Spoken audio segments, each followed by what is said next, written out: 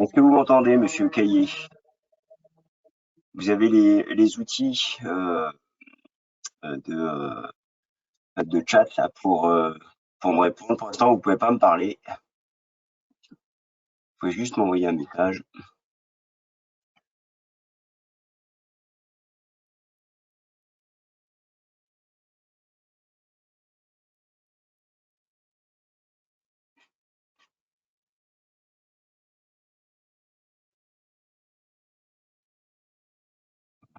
Un tout petit peu.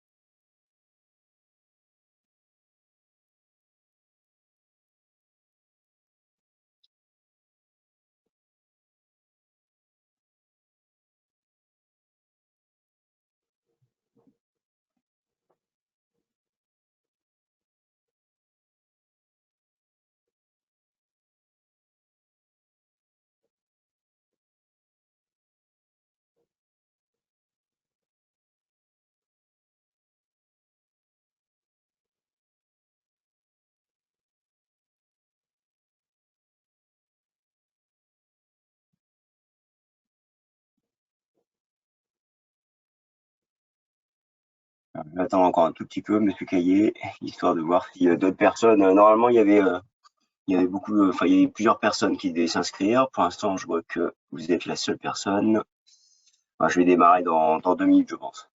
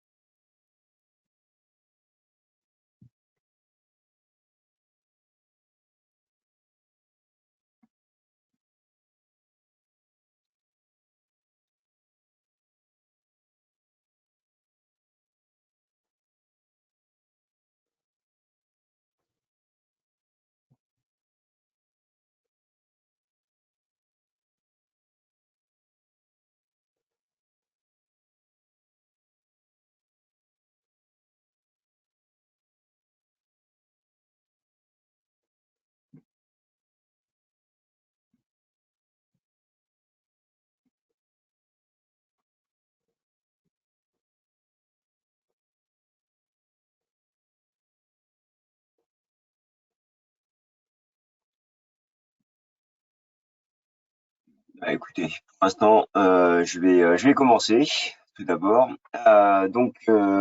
Merci d'être présent. Je vais commencer déjà par me présenter avant de commencer l'optimisation des états de surface.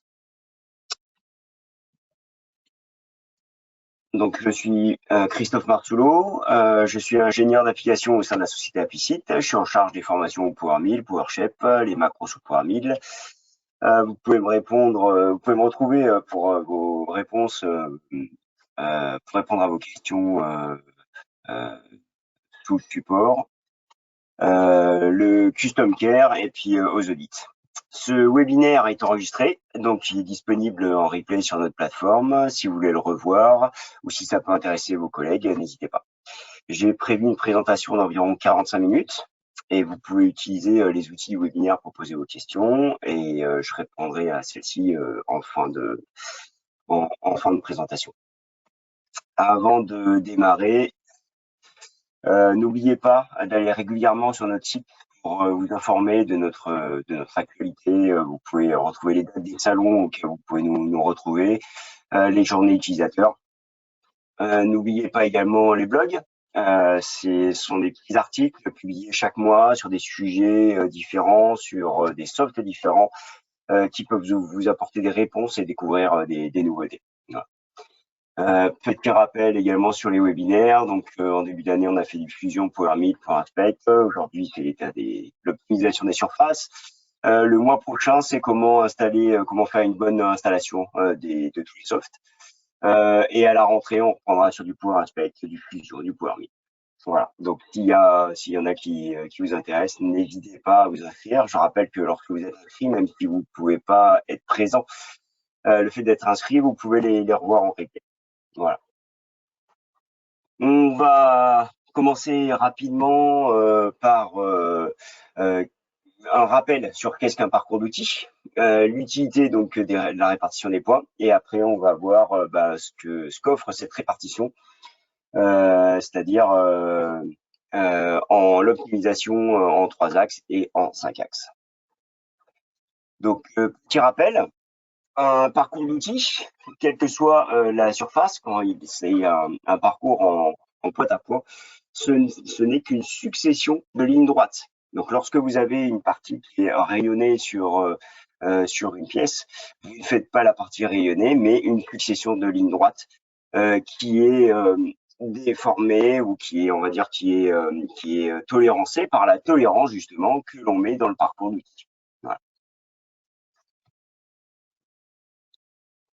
Pour par exemple, lorsque vous avez une arête, donc là j'ai volontairement exagéré le phénomène, mais lorsque vous avez une arête, si vous respectez, si le parcours respecte essentiellement la tolérance du parcours d'outils, on pourrait très bien avoir des déformations comme l'image de droite, c'est-à-dire que chaque point, chaque ligne droite respecte la tolérance du parcours d'outils que l'on a donné, sauf que comme ils ne sont pas alignés, vous avez une déformation. Alors, on va voir comment aligner celle-ci. Donc pour cela, Powermill a généré, a créé un onglet que vous retrouvez dans tous les parcours d'outils, excepté le perçage, mais sinon dans quasiment la plupart dans tous les parcours d'outils, vous avez la répartition des points. Donc qui se situe généralement juste après vérification automatique. Donc c'est c'est 4 petits points rouges qui sont reliés par 2 traits.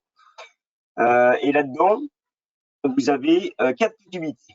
Soit on respecte la tolérance du parcours et on conserve les arcs, soit on respecte la tolérance du parcours et on conserve des arcs. Je vais y revenir là-dessus. Ou alors une redistribution des points, ou alors insertion d'arcs. Les deux premiers, donc conserver la tolérance du parcours. En fait, chaque ligne va être traitée indépendamment. Je reviens sur mon schéma d'avant ici, c'est-à-dire que vous allez avoir une ligne qui va être traitée en fonction de la tolérance du parcours, la deuxième ligne qui va être traitée en fonction de la tolérance du parcours, mais elles n'auront pas de lien les unes avec les autres. Donc là, c'est pour les deux premiers traitements, donc les deux premières sorties. Donc tolérance avec conservation des arcs et tolérance avec remplacement des arcs. Conservation des arcs, lorsque vous êtes sur le plan XY, ou lorsque vous allez usiner, en fait, si le parcours peut générer un code ISO G2 ou G3, c'est-à-dire insérer des arcs, il va le faire. Le deuxième, ça va être du point à point pur et dur. Voilà, vous n'aurez aucun arc de cercle. Les arcs de cercle, ça vous permettra, par contre, de respecter un peu plus les pièces type mécanique. Lorsque vous avez un rayon, plutôt que d'avoir ces rayons facétisés, ça permet de respecter ça. On le verra un peu plus tard. Redistribuer les points ici, ça permet en fait donc il génère un parcours qui respecte la tolérance, mais après il va redistribuer les points sur chaque ligne. Donc c'est un parcours qui va être un petit peu plus long lorsque vous calculez ce parcours. Ça va être un petit peu plus long, mais au moins chaque ligne va être redistribuée de la même façon. Je vais vous montrer une image un peu plus long. Voilà. Et insertion d'arc, celle-ci, on s'en sert, donc encore une fois, c'est ce que je disais pour les pièces mécaniques, lorsqu'on fait de l'usinage par plan. Et donc, il va insérer des arcs, donc G2, G3, partout où il peut, à chaque fois que c'est possible, que ce soit sur son parcours à lui, ou que ce soit dans ses trajectoires à lui lorsqu'on ébauche, ou lorsqu'il va contourner quelque chose de cylindrique, un élément cylindrique. Voilà. Donc les fichiers vont être beaucoup plus légers et ça va être beaucoup plus propre. Lorsqu'on fait du 3 axes, pour optimiser les parcours, lorsqu'on balaye, par défaut, Powermill est sous tolérance avec conservation des arcs. Donc vos parcours, la plupart des clients laissent comme ça. Ils peuvent être jolis. Maintenant, lorsque vous cherchez une un état de surface qui est très propre. Là, si je zoome sur cette zone-là, cette partie-là, on va s'apercevoir de la différence. Donc là, la première image, celle-ci, la première image qui est à gauche, c'est avec tolérance et conservation des arcs, mais ça peut être aussi tolérance et sans conservation des arcs. C'est exactement le même parcours. C'est-à-dire que là, on le voit bien, chaque ligne est indépendante des unes des autres. Donc là, je vais avoir un point ici, un point ici, un point ici. La ligne d'après, c'est celle-ci et celle-ci. Voilà. Donc, il respecte la tolérance qui est demandée par le parcours, sauf que vous avez des dispersions et vous avez un effet on va dire, comme de peau d'orange qui grignote l'arête. Lorsque l'on passe avec une redistribution des points, alors généralement, on met une répartition également des points, ça je vais y revenir dessus, mais lorsqu'on passe à une redistribution des points, bah, tout de suite, on s'aperçoit que les points, ils sont alignés, ils sont beaucoup plus jolis. Voilà. Donc ces points-là, on les voit ici, lorsque vous avez fait votre parcours, si vous allez dans parcours d'outils, ici, vous avez visualiser les points. Et donc là, on voit que tout ce qui est tolérance, donc que ce soit, encore une fois, que ce soit conservation des arcs ou sans conservation des arcs, par défaut, voilà ce qu'il va faire. Donc tous ces points-là, entre les points, ce sont des lignes droites. Et lorsqu'on fait une redistribution des points, les points sont beaucoup plus alignés.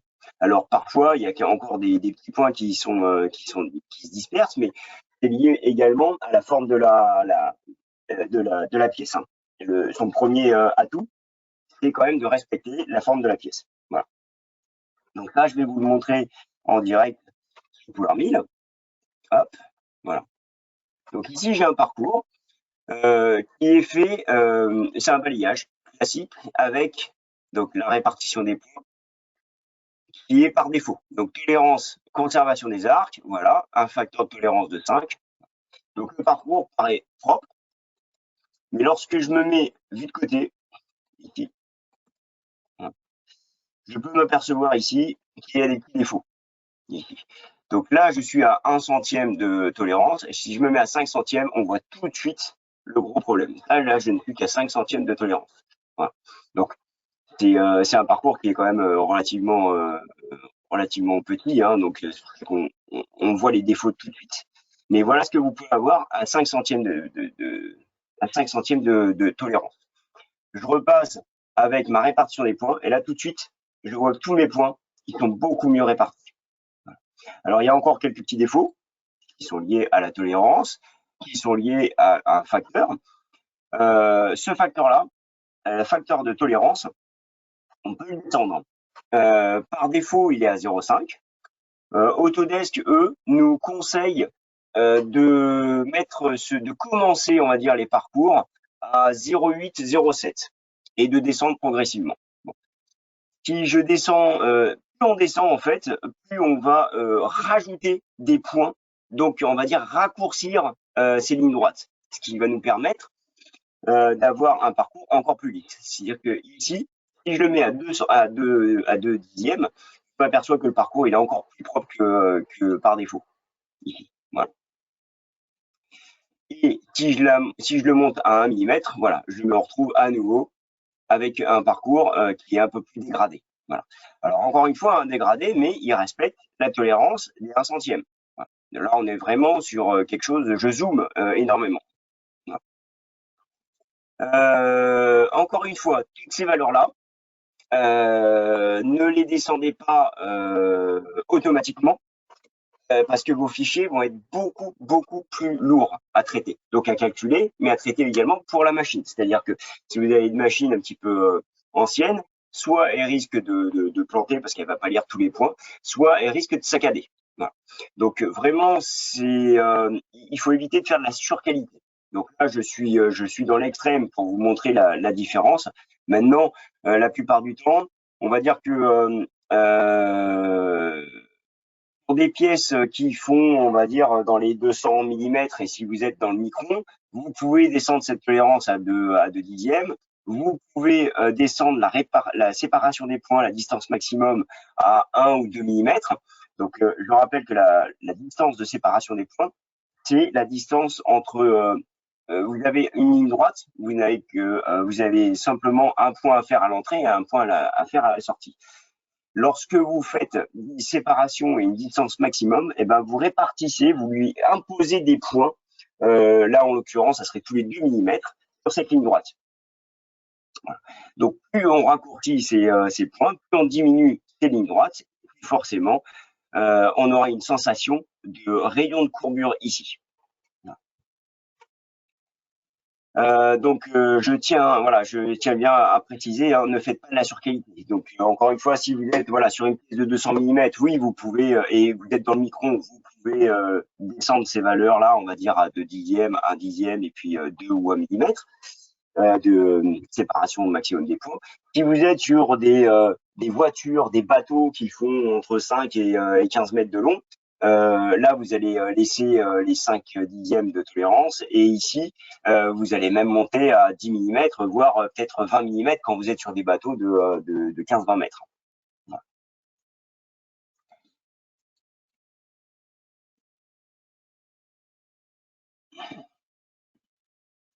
Voilà. Grossièrement, voilà ce que ça donne. C'est-à-dire que si je laisse ma répartition, donc là c'était le parcours à 5 centièmes pour bien montrer la différence, hein. Mais voilà, vous avez l'arête qui est bien grignotée et vous avez un aspect que j'appelais orange sur les parties tendues. Et lorsqu'on fait une répartition des pains, une redistribution des points, ben en fait ces points-là, comme ils sont bien tendus, bien alignés les uns aux autres, vous avez une arête qui est beaucoup plus propre, beaucoup plus vive, et puis la répartition se fait beaucoup mieux sur les parties galbées. Voilà. En 5 axes, également, ça joue énormément. Donc là, je vais prendre la surface que vous voyez en clair et je vais faire un parcours dessus. Lorsque je fais mon parcours, et honnêtement, on va le regarder tout à l'heure, il paraît très propre, il est très fluide. Mais lorsque je zoome dans les parties rayonnées, et lorsque je m'incline de façon à la voir en latéral, je m'aperçois que je vais avoir que des lignes droites en conservation des arcs, d'accord? Donc avec la répartition par défaut. Je vais avoir des lignes droites ici. Donc là, je vais avoir mes points qui sont ici, ici. Et donc, on aura une sensation de carton, alors que vous aurez fini votre pièce. Et de plus, lorsque je zoome ici, en fait, on s'aperçoit que je vais avoir une ligne, ou alors pas forcément une ligne sur 2, mais une ligne sur 3 ou sur 4, qui va être enfoncée, et on aura l'impression que on aura creusé la matière. Alors que lorsque je vais faire une redistribution des points, bah, les points ils vont être beaucoup plus lisses. Voilà. Alors on voit encore quelques défauts. Et là-dessus, bah, encore une fois, je vais jouer sur mon facteur de tolérance. Donc, encore une fois, je rappelle, Autodesk préconise de commencer à 0,7, 0,8 et de descendre progressivement. Voilà. Donc, je vais le montrer directement. Hop, voilà, ici. Donc, j'ai fait un usinage en 5 axes. Voilà. Le parcours peut paraître très fluide. Contrôle, hop, voilà. Ça, c'est avec la tolérance par défaut. Lorsque je regarde mon parcours, même comme ça, il paraît très propre. Lorsque je zoome ici, alors je vais hop, mettre mon outil dessus. Mais lorsque je zoome et que je me mets sur le côté, on s'aperçoit tout de suite, si vous le voyez bien, voilà.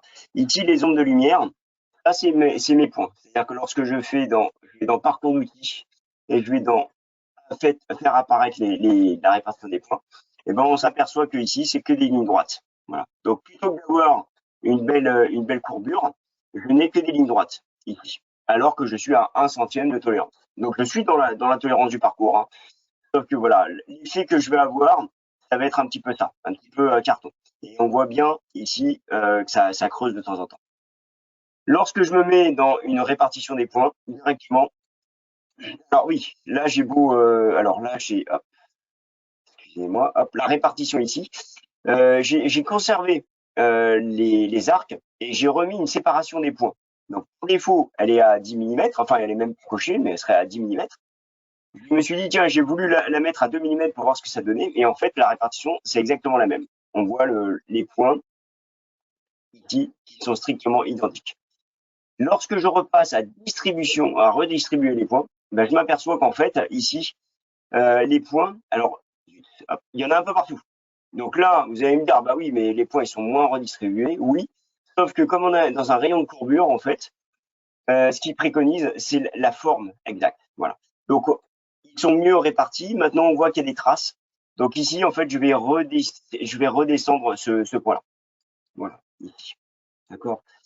Et même si, alors, encore une fois, par défaut, normalement, le facteur de tolérance, il est préconisé de mettre le facteur de maillage. Donc, le facteur de maillage, c'est en fait la définition, c'est en fait, il multiplie c'est pour multiplier la tolérance d'usinage par rapport à la tolérance du parcours du modèle. Voilà. Donc généralement, celui-ci, on le laisse dans les mêmes valeurs que le 0,2. Moi, ce que je vais vous montrer, c'est que je l'ai changé et je le mets, hop, alors ça, c'était mon parcours avec les mêmes tolérances. On va le apparaître ici. Voilà, avec les mêmes paramètres, les mêmes tolérances. Le facteur de tolérance ici. Moi, je vais le libérer. En fait, je vais mettre 0,8. Je le libère et en fait, la répartition des points se fait beaucoup mieux. Voilà. On a un parcours qui est beaucoup plus joli. Voilà. Donc, parfois, il ne faut pas forcément le mettre à la même distance. Vous pouvez descendre le facteur de maillage et le facteur de tolérance, par contre, et le facteur de maillage, vous le libérez un petit peu. Voilà. Donc, vous avez un parcours qui est beaucoup plus fluide, beaucoup plus lisse. Là où on va le voir également, c'est sur du 5 axes, avec une torique, par exemple. Là, je voulais usiner le galbe de celui-ci. Donc, en 5 axes, mon parcours, hop, il est assez fluide. Voilà. Il paraît très propre, même si je zoome dessus. Même si je zoome dessus, il paraît très très propre. Sauf que si je me mets vraiment, si je m'incline vraiment, alors, hop, je vais mettre mon parcours ici. Voilà. Si je m'incline vraiment, on va s'apercevoir que, voilà. Donc, je ne sais pas si vous les voyez bien, mais en fait, voilà, ici, ça creuse de tous les côtés. Donc là, il va y avoir l'aspect orange. J'ai beau mettre une répartition des points, une séparation des points, on va dire plutôt ici, à 2/10, dès l'instant que je garde ça, je vois en fait c'est traîné. Ils sont pas jolis. Dès l'instant que je me mets en redistribution des points, le parcours est beaucoup plus vite.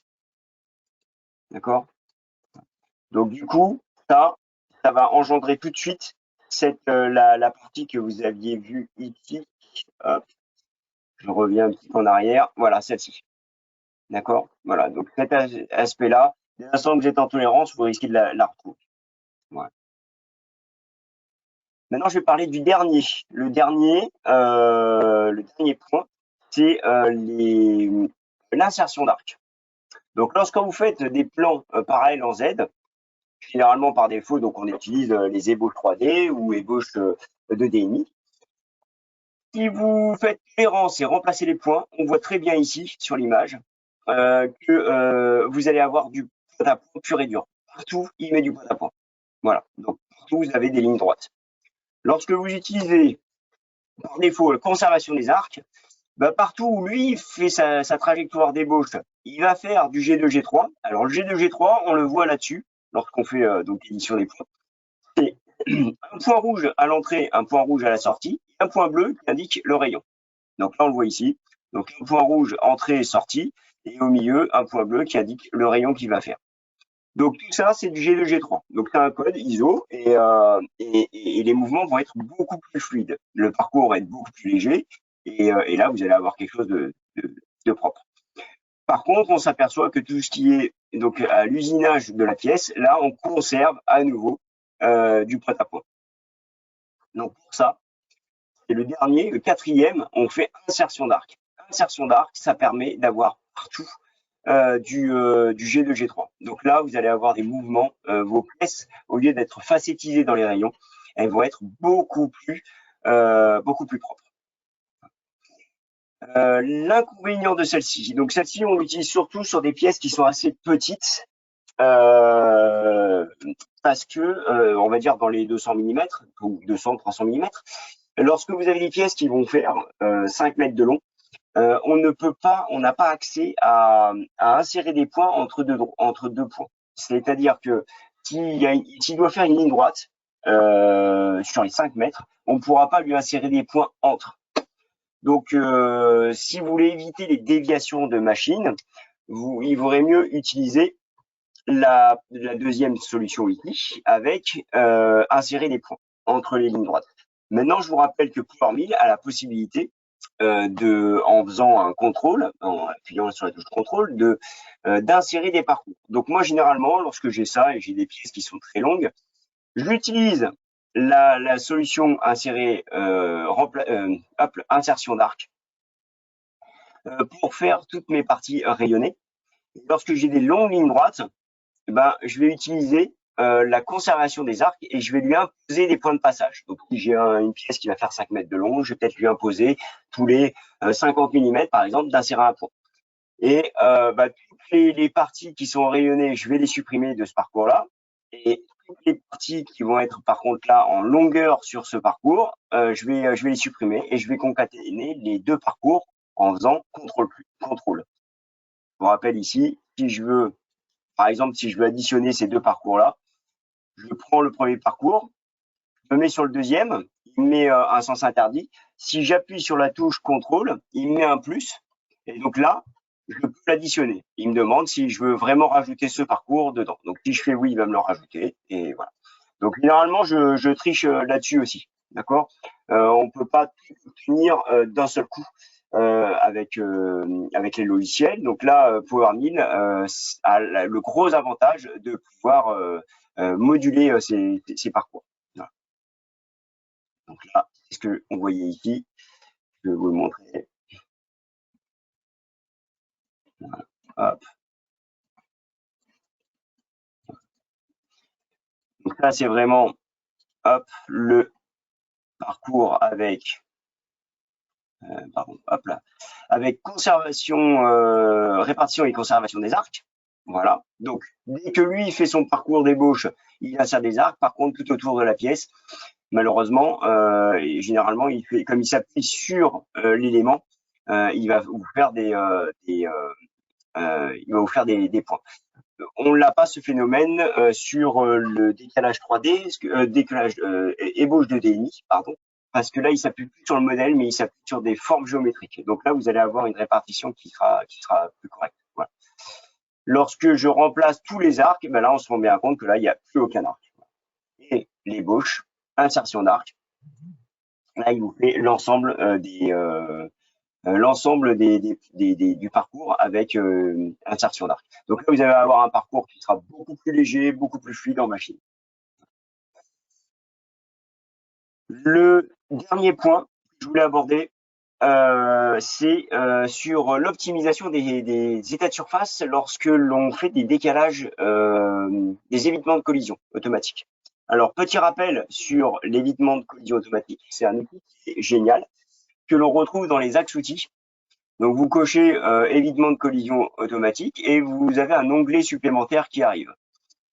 Cet onglet supplémentaire vous permet, en étant un parcours en vertical, de détalonner automatiquement le parcours lorsque il va rentrer en collision avec son porte-outil ou avec le corps d'outil. Donc, je vous donne plusieurs possibilités d'inclinaison, soit en longitudinal, donc c'est-à-dire dans le sens de l'usinage, soit en transversal, donc à 90 degrés, on est dans le sens de l'incrément, soit d'abord en longitudinal puis en transversal et inversement, ou alors direction spécifiée, c'est selon un axe que l'on détermine, et zut, voilà, ou alors en automatique. Donc automatiquement, en automatique, vous lui laissez libre choix de s'incliner comme il veut. Encore une fois, c'est un outil qui est génial lorsqu'on sait ce qu'on doit faire, c'est-à-dire une petite poche, un petit bossage, c'est très bien. Lorsque vous voulez appliquer ça parce que vous n'arrivez plus, vous avez des pièces compliquées, vous n'arrivez pas à vous incliner, moi je le déconseille. Il le fait, mais je vous le déconseille lorsque vous voulez optimiser, on va dire, vos parcours, parce qu'il va vraiment s'incliner n'importe comment, on va dire, entre guillemets, Et, et donc, vous n'aurez plus de corrélation entre, entre le bout d'outil, on va dire, et le rayon de l'outil. Lorsque un outil n'est pas forcément, sauf s'il est neuf, mais vous avez un usure d'outil, donc la longueur est pas forcément la même que son diamètre, oui, puisque là on travaille avec du théorique, un diamètre, par exemple un diamètre 10 théorique. Votre fraise va peut-être faire 9,95 ou 90. Et donc, lorsqu'il va s'incliner, eh ben, il va y avoir une petite déviation de cette, enfin, le parcours, on va dire l'usinage va être légèrement dévié. Donc, adaptez bien votre parcours en fonction de ce que vous voulez faire. Moi, généralement, l'inclinaison, soit je la mets en transversale, soit je lui fais transversale puis longitudinale, mais je privilégie transversale, ou alors je privilégie un axe, mais pas forcément l'automatique. Voilà. Et la plupart du temps, je le fais pas en longitudinal. Comment on peut le dévier? Eh bien, en fait, grâce à la garde qu'on va mettre sur le porte-outil. Donc, c'est en millimètres. Donc, vous mettez combien vous voulez agrandir le porte-outil, combien vous voulez qu'il se dépince, on va dire. Et ça, la partie non coupante. Voilà. Et la distance de lissage, par défaut, il met 2 fois le diamètre de l'outil. C'est la distance à laquelle l'outil va, lorsqu'il va arriver vers son mur, vous lui dites bah, sur 6 millimètres, tu as le droit de t'incliner ou de te redresser. Voilà. Encore une fois, sur des parcours, quand vous avez des pièces dans le micron et que vous voulez quelque chose à un état de surface qui est encore plus propre, je conseille d'usiner en unidirectionnel et pas en bidirectionnel. En unidirectionnel parce que, encore une fois, entre chaque parcours, son angle de relevage ou d'inclinaison peut être différent. Donc généralement, lorsqu'on fait en unidirectionnel, eh ben, il va s'incliner ou il va se redresser à la même distance et au même endroit. Après, si vous voulez un parcours qui fasse du va-et-vient, bah, vous avez simplement à rouvrir votre parcours des ordonnances et à alterner, à faire alterner les directions. Voilà, et vous vous retrouvez avec un parcours bidirectionnel. Concrètement, je vous parle de ça parce que j'avais un client qui avait une pièce près de ce type-là, donc c'est pas la pièce du client forcément, mais on parlait de tout et autre chose, et il me dit j'ai un problème dans une des pièces avec une flexion d'outils malgré mon parcours. Et en regardant son parcours, je me suis aperçu en bas que c'était pas de la flexion d'outils, mais c'était sa répartition des points, voilà, qui était pas bon, qui était pas bonne. Donc par défaut, lui, il mettait tolérance avec conservation des arcs. Et voilà le phénomène qu'il avait. Et il avait un phénomène qui creusait à l'intérieur. Donc lorsque je vous parle de unidirectionnel, c'est-à-dire que là, rien qu'en changeant voilà, son parcours, je conserve son parcours à l'identique, mais son balayage, je le mets en unidirectionnel au lieu de bidirectionnel. Et voilà, déjà, on a quelque chose de beaucoup plus fluide. Après, il reste encore des marques. Donc, ce que j'ai fait, c'est que je lui ai fait faire changer pour faire de la redistribution de points. Ici, donc, j'ai mis redistribuer les points. La personne, elle est dans le micron et sa hauteur de crête également. Donc, tolérance et hauteur de crête dans le micron. Donc, j'ai redescendu le facteur de tolérance à 3 dixièmes et une redistribution des points à 2 millimètres. Et on a quelque chose de beaucoup plus fluide. Alors, j'avais encore quelques petites marques ici. Donc, ce que j'ai fait, c'est que j'ai voulu mettre en premier le même facteur de maillage. Donc, comme je vous disais, ici, par défaut, il est à 5 dixièmes. Autodesk nous conseille de mettre le même facteur de tolérance. Donc, j'avais remis le facteur de maillage à 3 dixièmes. Je me suis aperçu que c'était pas terrible. Donc, ce que je lui ai conseillé de faire, c'est en fait, d'enlever, d'augmenter le facteur de maillage pour libérer, on va dire, des contraintes. Et là, on a un parcours qui est beaucoup plus fluide. Je vais vous montrer sur Super 1000 directement.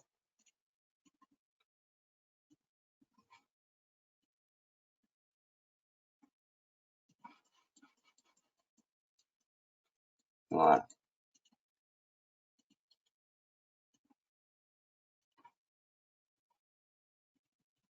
Voilà. Donc, il avait son parcours. Alors, son parcours, ce n'était pas cette pièce-là, hein, bien sûr. Hein, j'ai essayé de la reproduire. Donc, lui, il paraissait propre. Il me montrait son parcours, il me disait non, non, tout est propre, il s'incline bien.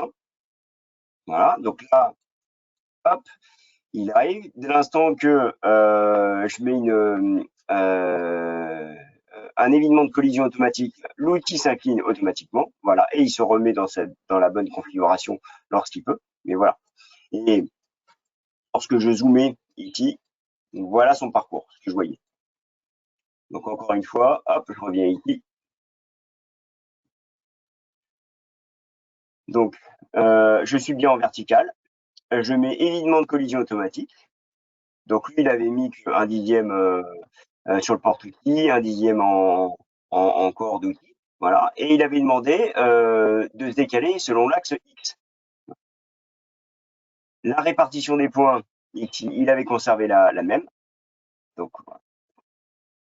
Et donc ici, j'ai simplement changé son mode. Donc j'ai mis uni au lieu de bidirectionnel. Donc on voit déjà que ça change énormément. Voilà. Et lorsqu'après je conserve les unis, mais je me mets au lieu de conservation des arcs, je me mets en redistribution des arcs. Voilà, on s'aperçoit que le parcours il est beaucoup plus propre. Alors il y a encore quelques petits défauts ici. Donc du coup voilà, je change ma répartition, je libère les contraintes ici, et là je suis beaucoup plus propre. On peut changer, on peut modifier encore ça. Alors je vois qu'il y a encore une petite trace ici. Je peux encore modifier ça avec le ici, la distance de lissage. Donc je vous ai dit que ça, c'est les distances de lissage, c'est la distance à laquelle l'outil va se redresser ou s'incliner en fonction du bord de la pièce. Donc, je peux très bien le diminuer, donc à 3 mm par exemple, voire même à 1 mm. Alors là, c'est nickel, c'est super propre ici. Par contre, attention, il faut regarder l'outil, le parcours complètement. C'est-à-dire qu'en partie haute, là, je vais m'apercevoir que l'outil ici, il va s'incliner, mais très très rapidement. Comme on lui a mis que 1 dixième de lissage, et bien sur 1 dixième, il va se redresser automatiquement. Voilà. Hop, donc l'outil, il se relève d'un seul coup. Voilà. Si je conserve, par exemple, 3 mm, on va se rendre compte que l'outil, voilà, il se redresse, voilà, tout doucement sur 3 mm, c'est beaucoup plus fluide. Et donc le parcours est beaucoup plus lisse. Donc sur 6 mm, voilà, on a encore plus de distance. Alors on peut, voilà, ici, il peut y avoir quelques petites marques, c'est pour ça que on peut lisser sur ce parcours, sur cette distance, on va dire, de lissage. Et encore une fois, hein, si vous voulez après que le parcours il soit dans le même sens, vous allez dans le tableau dans les éditions, tableau de réordonnance, et vous faites distance, alterner les directions. Et il va alterner les directions automatiquement. Voilà. Et maintenant, vous avez un parcours qui est bidirectionnel. D'accord. L'importance également, je vais vous montrer l'importance ici. Répartition des points, non, appelez ici. Donc là, il a mis une direction d'axe. Si je fais exactement le même parcours, mais avec une direction transversale, indépendamment transversale, voilà, le parcours il peut être complètement différent. Donc ça aussi c'est très important. Et ici c'est en automatique. Donc en automatique, il peut être propre. On pourrait croire qu'il peut être propre, mais voilà, on voit des petites rainures partout ici. Donc c'est pas forcément non plus la panacée. Et ici c'est vraiment là c'est vraiment une horreur. Donc faites attention à la méthode d'inclinaison lorsque vous jouez sur les décalages, sur les évitements automatiques. D'accord. Parfois le transversal c'est quelque chose de très propre. Hein. C'est lié c'est lié vraiment à chaque pièce en fait. Hein. Et il n'y a pas quelque chose, je peux pas vous indiquer précisément de dire utiliser cette fonction. C'est vraiment lié à chaque pièce. Voilà. Et ça fonctionne pour tout. Là, on était en projection de ligne droite, mais en projection de surface, ça marche de la même façon. D'accord. Voilà. Hop, je reviens sur mon webinaire. Voilà. Donc voilà, encore une fois, vous pouvez jouer sur cette tolérance, mais méfiez-vous un peu plus haut, regardez le parcours partout, pas forcément là où seulement vous aviez le défaut, parce que ça peut engendrer des défauts ailleurs. Voilà. Il y a deux choses dont je vous ai pas parlé encore. C'est l'angle de séparation. Alors, il est coché par défaut, vous pouvez le laisser cocher, il n'y a aucun souci. Simplement, l'angle de séparation, ça vous permet, lorsque vous avez des rotations de plateau de tête à 180 degrés, parce que le parcours veut ça, plutôt que de le faire d'un seul coup, si vous cochez ça, en fait, l'angle que vous allez donner, que vous allez déterminer, permet de ralentir ce mouvement et d'avoir quelque chose de plus fluide plutôt que d'avoir un mouvement euh, automatique de 180 degrés. Voilà. Donc ça lisse un peu plus. Et le dernier, que je vous ai pas parlé, dans les évitements de collision, dans les outils, en fait, vous avez un onglet lissage. Ici, lorsque je reviens dessus, paramètres, ici, vous avez ici lissage d'axe outil. Ce lissage-là, c'est pas ce qu'on croit. C'est pas un lissage pour rendre le parcours plus joli qu'on l'a vu jusqu'à présent. Ce lissage-là, en fait, c'est surtout lorsqu'on aperçoit des oscillations de tête. En gros, alors j'ai pas pu vous faire des démonstrations parce que j'ai pas réussi à le refaire. Mais lorsque vous avez un parcours avec une tête, on a l'impression en machine que la machine a la maladie de Parkinson, c'est-à-dire que elle relève son B plutôt en permanence.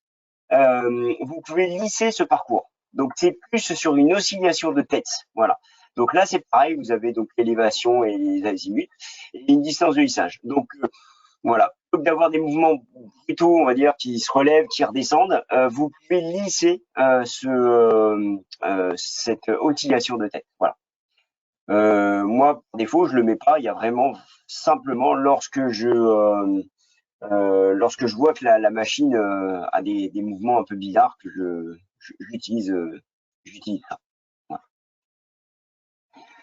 Donc encore une fois, on a pu voir que l'importance de la répartition des points, surtout lorsque vous faites de la finition. Donc par défaut, lorsque vous faites des ébauches, voire même de la demi-finition à plus, on va dire, si vous êtes des grosses demi-finitions à plus de millimètres, vous pouvez laisser les tolérances par défaut. Donc la répartition par défaut, donc c'est tolérance et insertion d'arc.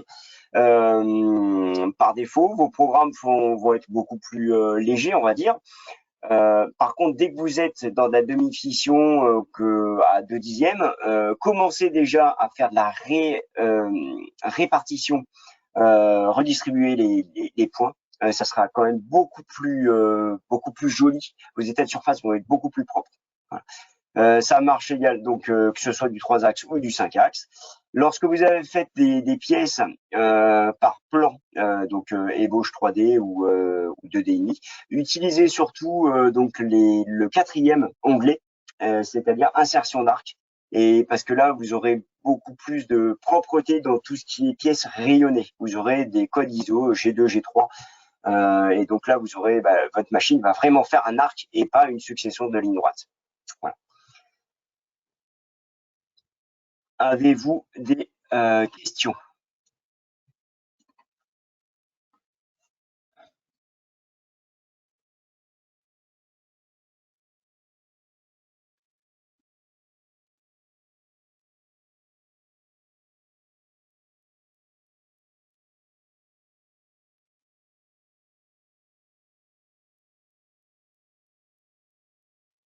Pour l'instant, voilà, pas de questions. Oui, une question, monsieur Caillé.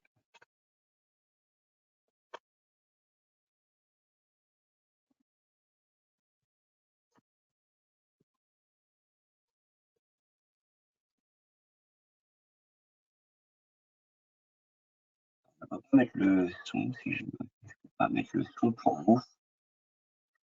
Alors, alors, contournage 5 axes, oui. Donc pareil, en contournage 5 axes, on peut faire la même chose. Hein.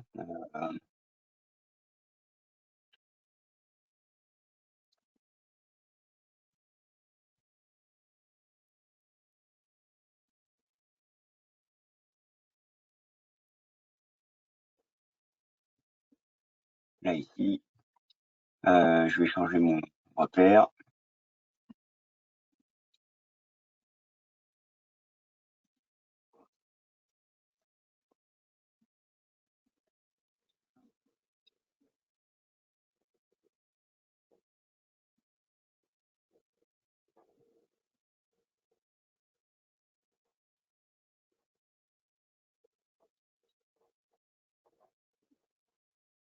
Le contournage reste grisé. Contournage, hop.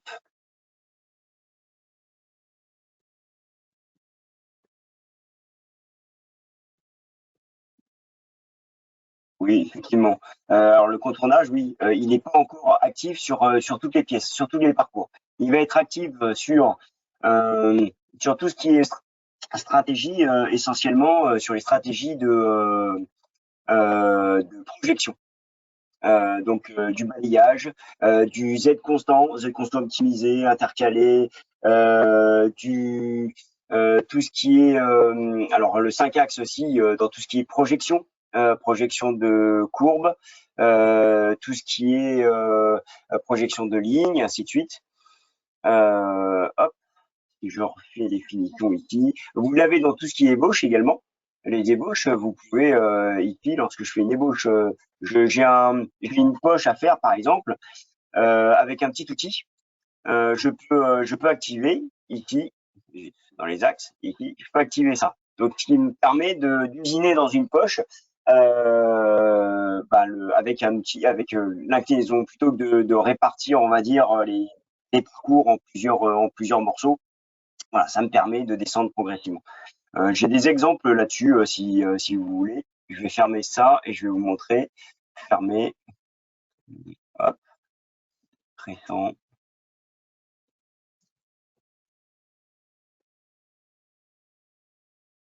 Mais effectivement, l'évitement de collision, on l'a pas forcément sur tous les parcours. Là, par exemple, j'avais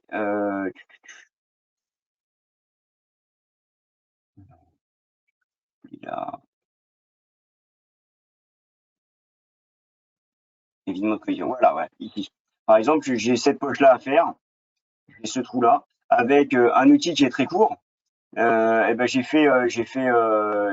mis l'évitement de collision, et ce qui fait qu'à la fin de la poche, ici, hop, mon outil, il s'incline automatiquement. En module d'ébauche, il s'incline automatiquement. Voilà, pour usiner le plus loin possible.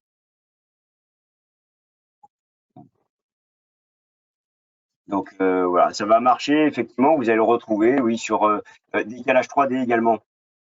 Vous allez le retrouver donc décalage 3D, le Z constant, les finitions de points, les reprises. C'est très bien aussi pour les reprises, par exemple. Lorsque vous avez une reprise comme celle-ci, avec un outil qui est trop court,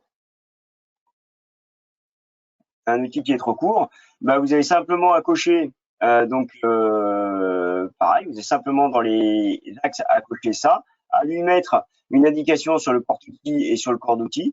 Et l'outil, lui, il va commencer donc droite, ici. Et dès que voilà, l'outil va être, sa garde va être trop proche, il va s'incliner automatiquement. Voilà. Donc là, on le voit, hop, il s'incline, voilà. Donc là, il reste tête droite, puis là, il va s'incliner parce que il faut il faut qu'il conserve ses arcs. Donc voilà, vous allez le retrouver dans beaucoup de stratégies quand même, hein.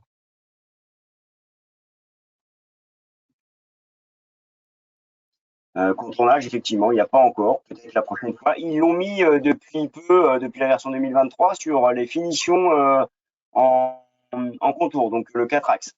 Ils l'ont mis là-dessus. Il n'y avait pas jusqu'à 2023, ça n'existait pas, et donc là ils l'ont mis dans cette culture. Donc ça se trouve, ils vont bientôt la mettre peut-être en contournage, je sais pas. Voilà. Est-ce que vous avez d'autres questions, donc soit sur la répartition des points ou sur limite sur le comme on est sur le détalonnage. Là, par exemple, sur un petit parcours comme ça, ici, le détalonnage, je l'ai mis en translation. Ici, hop, ici, je l'ai mis transversal. Voilà. Parce que je sais naturellement que l'outil, il va s'incliner on va dire, dans le sens de l'usinage, mais dans l'autre sens, et que mon parcours va être fluide. Voilà.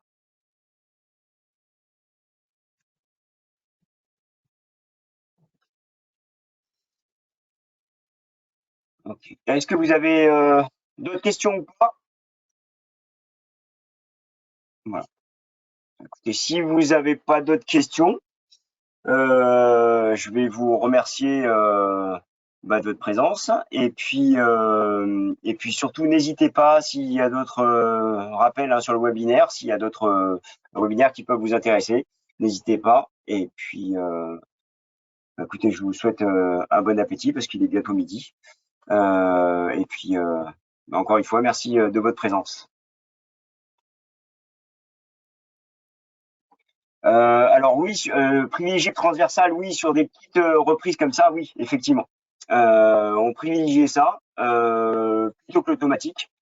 Et après, ou alors en fonction de l'axe que si vous avez vraiment une direction précise, en fait, vous lui donnez la direction. Donc encore une fois ici, hop, si je reviens là, si vous n'avez pas de précision, si vous n'avez pas de direction précise, parce que là, j'ai deux angles, je vais dire transversal. Et si j'ai un seul angle, comme l'exemple de tout à l'heure, je vais privilégier un axe ici. Donc là, je vais lui donner, par exemple, ça sera dans l'axe X. Voilà, donc vous mettez 1. Pourquoi il veut pas 1? Voilà, dans l'axe X. Voilà. Ok, voilà.